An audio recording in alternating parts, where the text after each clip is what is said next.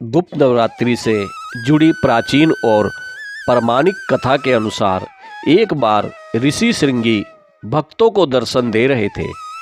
तभी भीड़ में से एक महिला निकली और क्रमबद्ध होकर ऋषि श्रृंगी से कहने लगी, मेरे पति दुर्व्यसनों से हमेशा घिरे रहते हैं, जिस कारण मैं धर्म और भक्ति से जुड़ा कोई काम या पूजा पाठ नहीं कर पाती हूँ।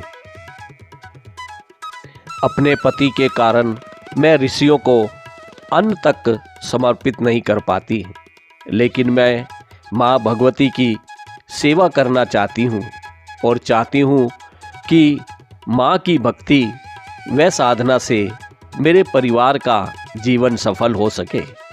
ऋषि श्रृंगी माँ भगवती के प्रति महिला के भक्ति भाव से बहुत प्रसन्न हुए। ऋषि ने महिला को इसके लिए एक उपाय भी बताया।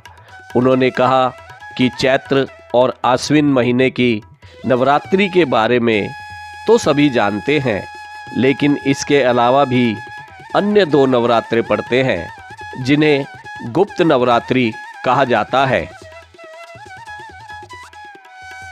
ऋषि ने महिला को बताया कि प्रकट नवरात्रि में माँ दुर्गा के 9 स्वरूपों की उपासना होती है और गुप्त नवरात्रि में 10 महाविद्याओं की साधना का महत्व है। इन नवरात्रों की प्रमुख देवी स्वरूप का नाम सर्वेश्वरीय कारिणी देवी है। अगर कोई भक्त गुप्त नवरात्रि में माता दुर्गा की पूजा साधना करता है तो उसका जीवन सफल हो जाता है। ऋषि श्रृंगी आगे कहते हैं कि लोभी, कामी, व्यासनी, मांसाहारी और किसी कारण पूजा पाठ ना कर पाने वाले भी यदि गुप्त नवरात्रि में माँ की पूजा करते हैं तो उसे फिर अन्य कुछ करने की आवश्यकता नहीं। ऋषि श्रृंगी के बताए इस उपाय का महिला ने पूर्ण श्रद्धा